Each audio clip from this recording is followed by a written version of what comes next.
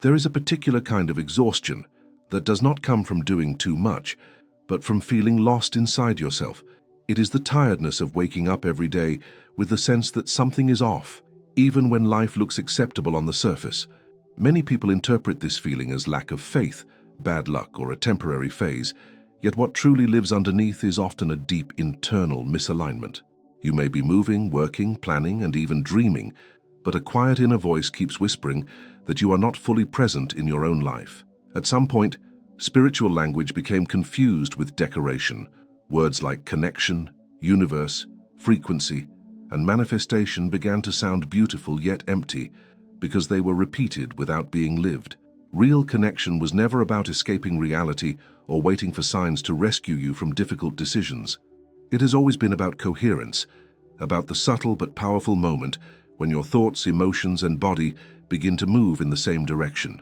When that alignment is missing, even the most sincere intentions feel heavy, and every attempt to move forward demands excessive effort. Many people feel abandoned by the universe, when in truth they are disconnected from themselves. They ask for guidance while remaining internally divided, hoping for clarity while resisting the discomfort that clarity often brings. This inner contradiction creates noise, and noise makes everything feel distant, confusing, and slow. The universe does not punish, test, or ignore, it reflects, and what it reflects most faithfully is not what you say you want, but the state from which you live. This video is not an invitation to believe in something new, but to remember something essential. Connection is not mystical performance, it is internal order. It is the quiet return to coherence that allows direction to be felt instead of forced. When alignment happens, life does not suddenly become perfect, but it becomes intelligible. And from that place, the next step reveals itself naturally, without struggle, without illusion, and without fear. The silent conflict between desire and identity. There is a subtle tension that lives inside many people who speak about manifestation, purpose, and connection with the universe. On the surface, there is desire, a clear image of a different life, a quieter mind, a sense of expansion, abundance, or inner peace. Beneath that desire, however, there is often an older identity, shaped by experiences, disappointments, and emotional survival strategies. When these two layers do not speak the same language, life begins to feel heavy, repetitive, and strangely resistant to change. Desire is forward-looking by nature. It imagines, projects, and reaches. Identity, on the other hand, is conservative. It exists to preserve what is familiar, even when what is familiar is painful. This is why so many people feel stuck while still feeling hopeful. Hope belongs to desire, but daily choices are governed by identity. The internal conflict does not announce itself loudly. It shows up as hesitation, chronic doubt, emotional fatigue, and a quiet sense of self-betrayal that is hard to name. Many people believe they are blocked because they lack discipline, clarity, or faith. In reality, what often blocks movement is coherence. A person may consciously want growth, yet unconsciously associate growth with danger. Expansion might feel like exposure, abundance like loss of belonging, clarity like the end of old roles. These associations are rarely logical, but they are deeply emotional. The body remembers them long after the mind has moved on. This is where the idea of the shadow becomes essential, not as something dark or shameful, but as a collection of unintegrated experiences. The shadow holds the parts of the self that learn to survive by adapting, hiding, or staying small. When these parts are ignored, they do not disappear. They influence behavior quietly, shaping reactions, expectations, and interpretations of reality. The person believes they are choosing, while much of the choice is already made by unconscious patterns. In this state, spiritual language can become misleading. Words like alignment and frequency are used to describe outcomes, but not internal conditions. Someone may speak about coherence while living in constant inner contradiction. The mind imagines freedom, while the nervous system remains anchored in vigilance. The heart longs for direction, while the body stays loyal to safety. This inner split creates exhaustion, because maintaining two opposing movements requires constant correction. Life begins to feel like swimming against a current that no one else seems to notice. Effort increases, yet results remain inconsistent. Moments of inspiration are followed by long periods of stagnation. The individual starts to question their worth, their intuition, or even the existence of guidance itself. But the issue is not lack of guidance, it is lack of internal agreement. Identity is not just a story you tell yourself, it is a lived emotional posture. It determines what feels possible, acceptable, or threatening. When desire points in one direction and identity pulls in another, the result is paralysis disguised as contemplation. The person waits for certainty, signs, or motivation, while the deeper conflict remains unresolved. The universe appears silent, when in truth the internal signal is fragmented. This fragmentation affects perception. Opportunities are filtered through fear. Neutral events are interpreted as warnings. Silence is mistaken for rejection. The person becomes hyper-aware of potential failure and under-aware of emerging possibilities. This does not happen because the world is hostile, but because the internal lens is distorted by unresolved tension. Coherence is not a reward given after success. It is the condition that allows success to be recognized and sustained. There is also a quiet grief involved in this conflict. Many people mourn the version of themselves they thought they would become by now. This grief is rarely acknowledged. Instead, it turns into impatience, comparison, or self-criticism. The shadow absorbs this grief and transforms it into resistance. Growth begins to feel like betrayal of past pain, as if moving forward means denying what was endured. The system chooses loyalty to suffering over the risk of change. Alignment does not begin with grand decisions. It begins with internal honesty. Not dramatic honesty, but gentle recognition of contradiction. The realization that wanting something does not mean being ready to embody it. That longing and readiness are different states. This recognition is not failure, it is clarity. And clarity is the first form of connection that actually works. When identity and desire begin to acknowledge each other, something shifts. The internal struggle loses intensity. The body softens slightly. Choices become less forced. Direction starts to feel less like a demand and more like an invitation. This is not a mystical event. It is a psychological and emotional reorganization. The universe does not suddenly change its rules. The individual changes their internal posture, and perception follows. This chapter is not about fixing or eliminating parts of the self. It is about understanding why connection feels elusive when internal voices are competing. True alignment does not silence fear or erase history. It integrates them into a larger sense of self. When that integration begins, the path forward stops feeling like a battle and starts feeling like movement with gravity instead of against it. Direction becomes something felt, not searched for, and coherence becomes the quiet foundation upon which real connection is built. The body as a compass in a world of noise. There is a moment when the search for direction becomes louder than direction itself. It happens quietly, through accumulated tension, accelerated thoughts, and a constant attempt to anticipate what comes next. The mind believes it is protecting the future, yet the body carries the cost. This is where many people lose contact with coherence without realizing it. They remain mentally engaged with ideas of alignment, while their physical state tells a different story, one shaped by vigilance, contraction, and emotional fatigue. The body does not speak in concepts. It speaks in sensations. Tightness in the chest, shallow breathing, restlessness, chronic alertness, and subtle exhaustion are not random experiences. They are signals of an internal environment that has learned to live in anticipation rather than presence. When this state becomes habitual, the body turns into a compass that always points toward threat, even when no immediate danger exists. In such a condition, clarity feels distant and connection seems abstract. Many people misunderstand stress as a reaction to external pressure, when in reality, it is an internal posture. Two individuals can face the same circumstances and experience entirely different levels of tension. The difference lies in the internal narrative and the emotional memory stored in the nervous system. When the body has learned that unpredictability equals danger, it remains prepared to defend at all times. This readiness becomes normal, even addictive.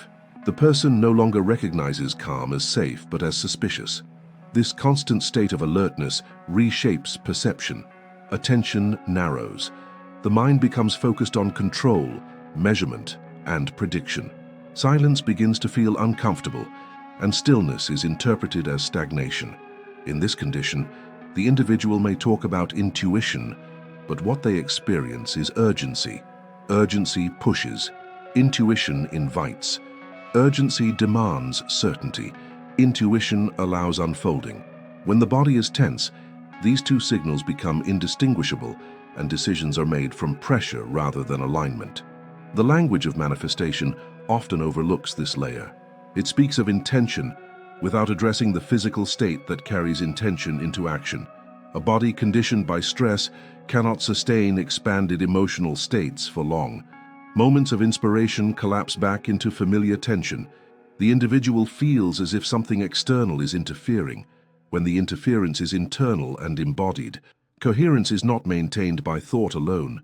It requires a nervous system capable of tolerating openness. There is also a quiet form of anxiety that hides behind responsibility and ambition. It appears as constant planning, excessive reflection, and an inability to rest without guilt. This anxiety convinces the individual that vigilance equals maturity. Over time, the body learns that rest is unsafe, and effort becomes the default state. The person may seek spiritual answers, yet the body remains anchored in a pattern of survival. Connection feels unreachable because the internal environment does not allow receptivity. In such a state, the universe is often perceived as distant or silent, not because guidance is absent, but because reception is compromised. A tense system filters reality through defense. Opportunities feel risky. Change feels destabilizing. Even positive developments are met with hesitation. The individual becomes skilled at explaining why something cannot work while still longing for transformation. This contradiction creates emotional friction, which further reinforces stress. The body remembers what the mind forgets. Experiences of loss, instability, or emotional unpredictability leave imprints that shape present reactions. When these imprints remain unacknowledged, they dictate posture, breathing, and emotional range.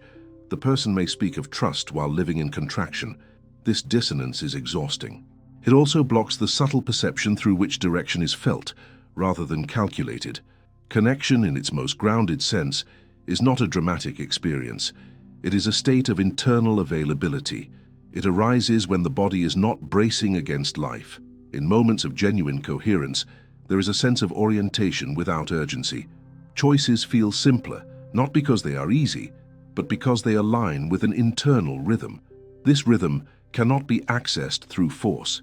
It emerges when the system no longer interprets the present as a threat. There is an important distinction between intensity and depth. Stress creates intensity. Coherence creates depth. Intensity demands constant movement. Depth allows stillness without collapse. Many people mistake intensity for engagement and depth for passivity. As a result, they remain busy while feeling empty. The body continues to carry tension as proof of effort, while the heart quietly longs for ease. When the body begins to release chronic tension, perception changes subtly. The individual becomes more sensitive to nuance. They notice timing, tone, and emotional resonance. Decisions are no longer rushed by fear of missing out. Direction appears less as a command and more as a gentle alignment.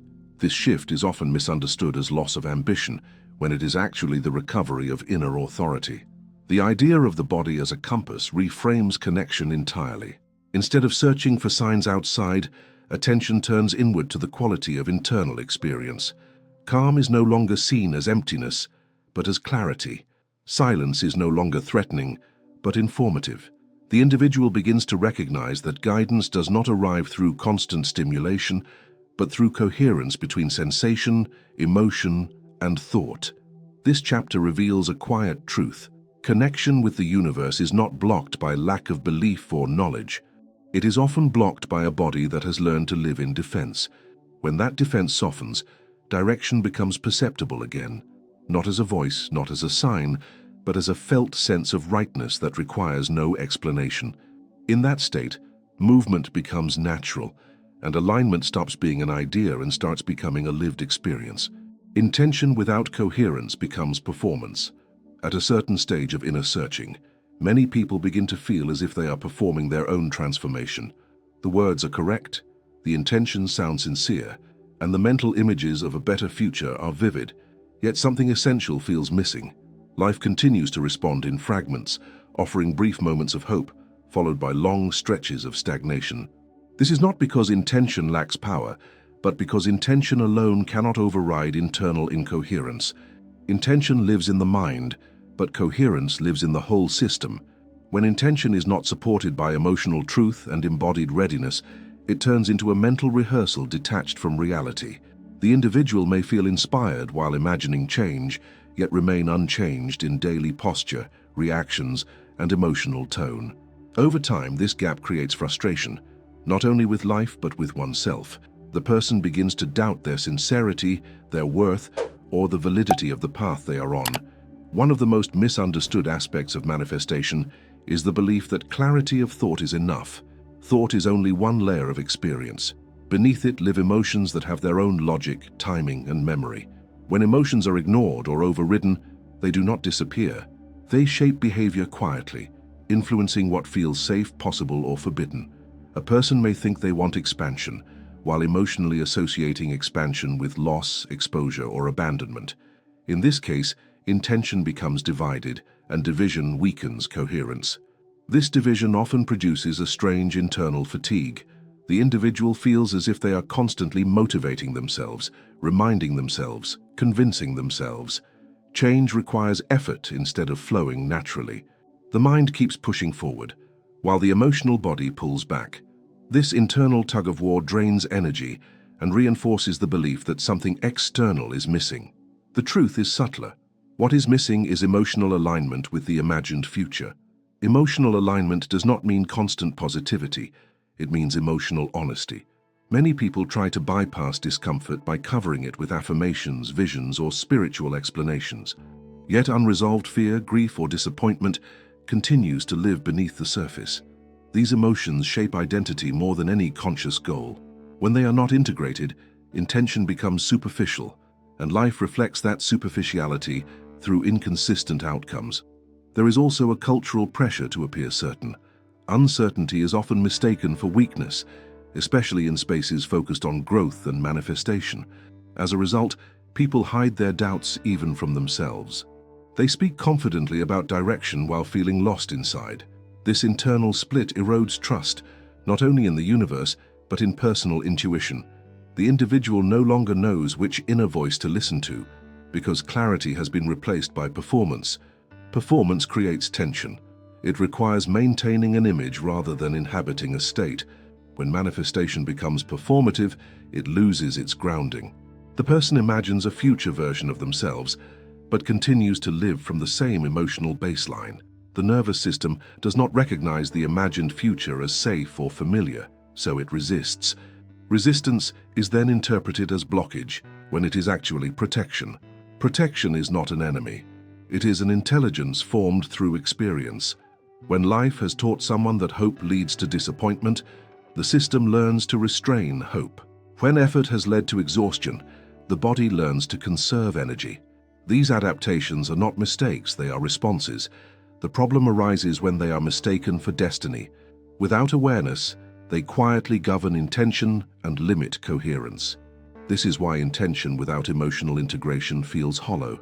The universe does not respond to rehearsed futures, it responds to lived states. A lived state is not created by imagination alone, but by emotional familiarity. When the body does not know how to inhabit calm, abundance, or clarity, it will return to what it knows, even if what it knows is painful. Familiarity feels safer than possibility. Over time, this dynamic creates a cycle. The person sets an intention, feels motivated, encounters internal resistance, becomes discouraged, and then resets the intention with more force. Each cycle reinforces the belief that more effort is needed. Yet effort is not the missing element. Coherence is. Without coherence, effort turns into pressure, and pressure erodes trust. There is also a subtle grief associated with unrealized intentions. People mourn the lives they imagined, but did not live. This grief is rarely acknowledged. Instead, it is transformed into cynicism, self-blame, or spiritual doubt. The individual wonders why alignment seems to work for others, but not for them. Comparison deepens the wound, and the gap between desire and reality feels personal. When emotional truth is allowed to exist alongside intention, something shifts. Intention becomes quieter but stronger.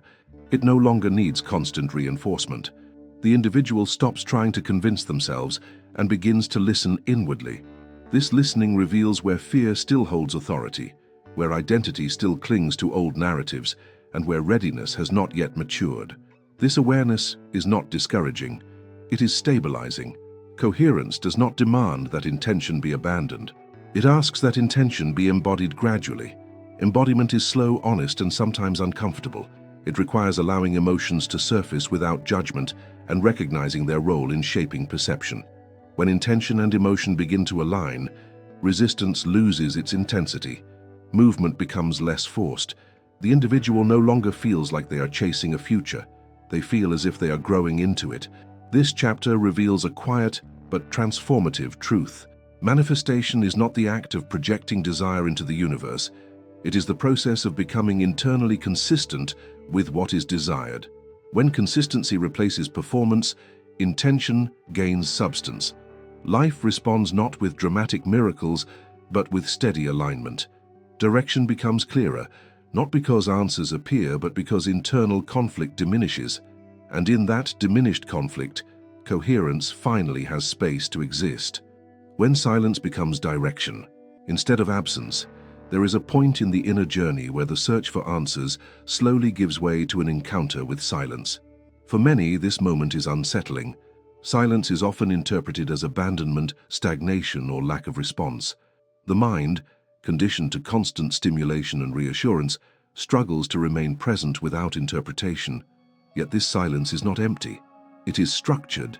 It carries information, but not in the form the anxious mind expects. When coherence begins to settle, the internal noise that once dominated awareness starts to soften. Thoughts slow down, emotional reactions lose urgency, and the need to label every experience diminishes. This shift can feel disorienting at first. A person who has lived for years navigating confusion may find clarity strangely unfamiliar.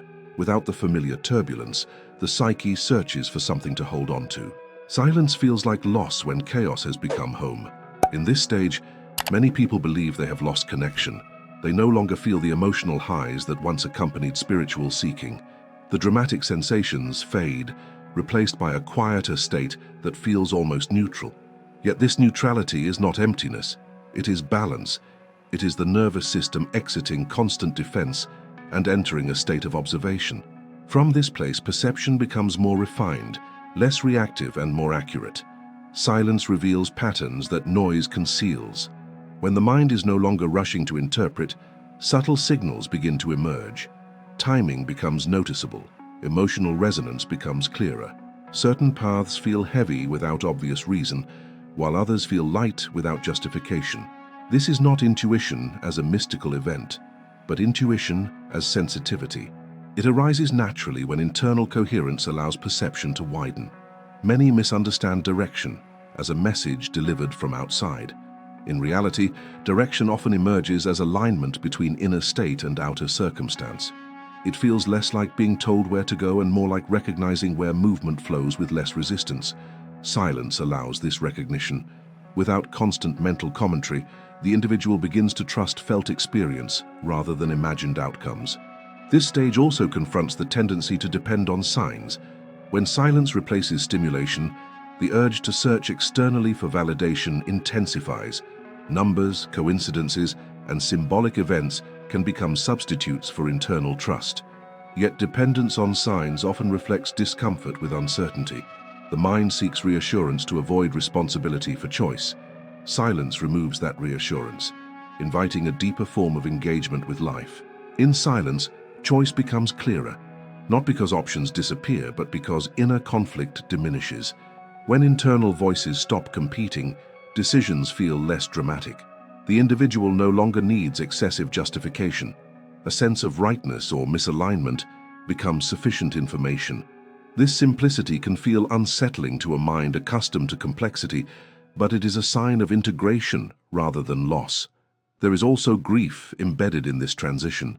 The person may mourn the version of spirituality that promised constant confirmation and emotional intensity. Letting go of that expectation feels like losing a companion. Yet what is gained is stability. The individual becomes less dependent on emotional fluctuation and more anchored in presence.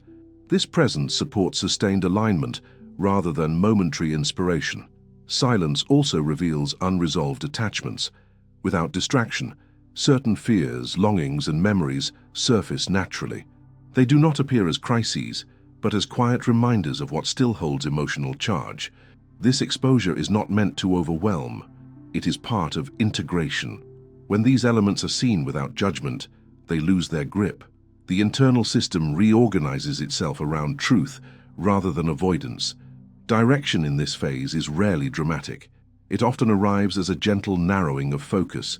Certain commitments lose appeal. Certain conversations feel complete. Certain environments no longer resonate. This is not loss, it is refinement.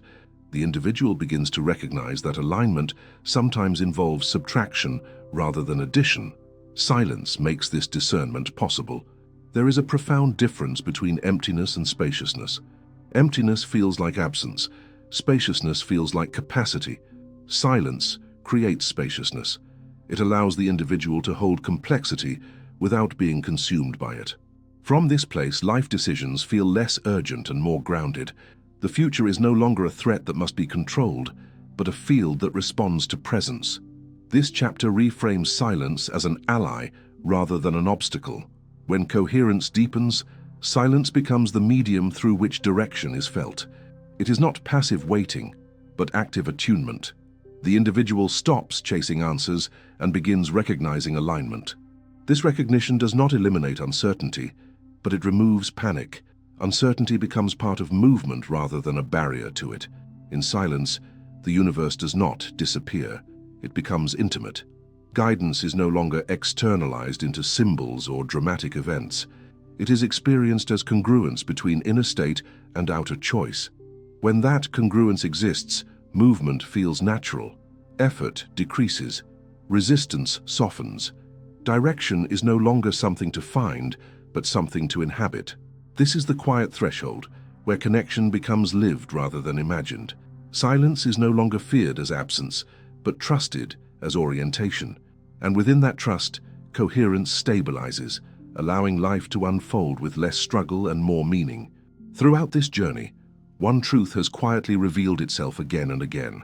Connection is not something that arrives from outside to rescue a divided inner world. It emerges when division softens, when the internal noise loses authority, and when the different parts of the self stop pulling in opposite directions. What many people call lack of signs, lack of luck, or lack of spiritual response is often a mirror of internal incoherence that has gone unnoticed for years. Alignment is not an extraordinary state reserved for a few. It is the natural result of internal honesty.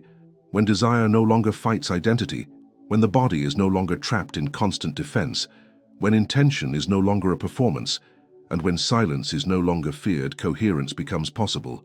From that place, life begins to feel intelligible again. Not predictable, not perfect, but readable. Choices stop feeling random. Events stop feeling personal attacks. Even challenges begin to carry meaning instead of confusion. This understanding removes a heavy burden. It frees the individual from the exhausting need to chase confirmation, to decode every coincidence, or to force certainty where none is needed. Direction stops being something dramatic that must be revealed and becomes something subtle that is felt. A sense of internal agreement replaces urgency. Movement happens with less friction because it is no longer driven by fear or fantasy, but by presence. Connection, then, is not mystical escape. It is grounded alignment. It is the moment when life is no longer lived in contradiction. From that coherence, the universe does not need to shout. It responds quietly through timing, through resonance, through the natural unfolding of what is ready. And when coherence becomes the foundation, direction is no longer searched for. It is recognized. If alignment is not something you wait for, but something you allow to form inside you, what part of your life has been asking for coherence instead of answers? If this reflection resonated with you, subscribe to the channel and stay with us. The next video on the screen continues this journey, deepening the understanding of inner alignment and how it reshapes perception, choices, and direction. Stay present and continue watching.